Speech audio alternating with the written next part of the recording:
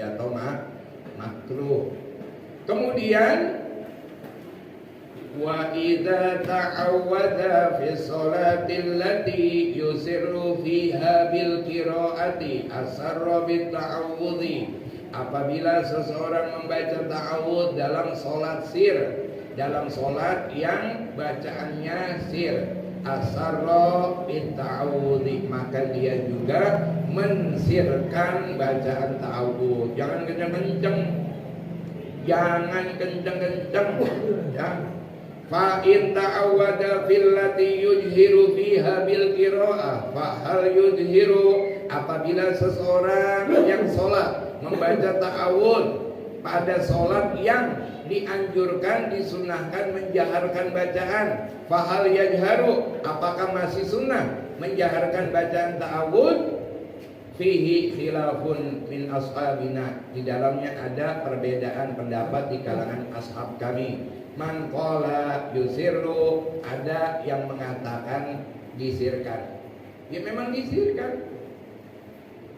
Disirkan sholat maghrib. Masa iya imam baca Fatihah, sebelum Fatihah baca a'udzu, a'udzunya dijaharkan? Kayaknya belum pernah dengar tuh. Ya, dimanapun belum pernah dengar.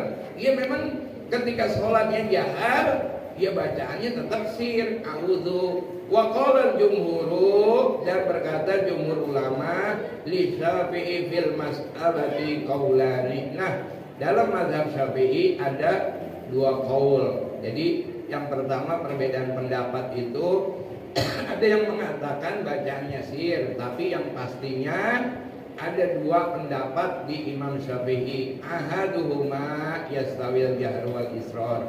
Yang pertama sama aja, mau jahar mau sir, mau jahar mau sir sama aja.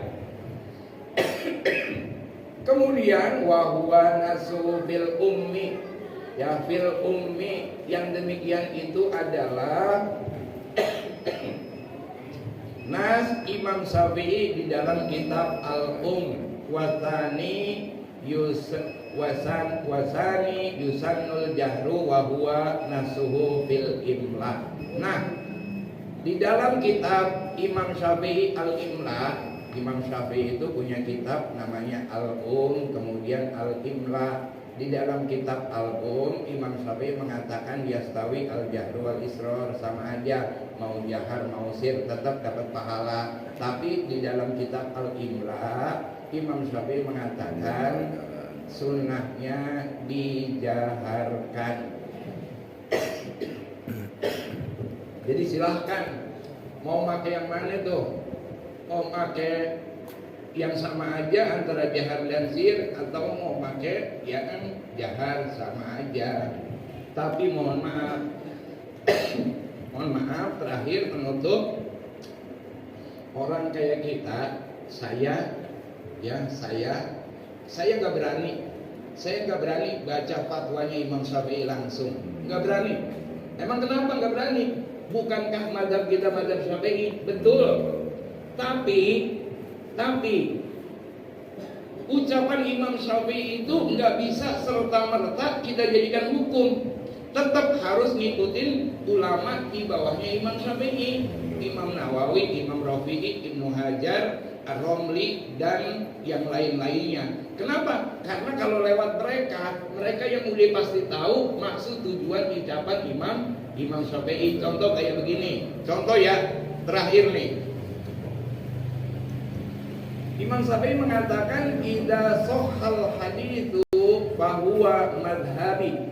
Apabila ada hadis sahih, idza sahhal haditsu fa huwa madhhabi. Apabila ada hadis yang sahih, fa huwa madhhabi, maka itu adalah madhabku. Itu adalah madhabku.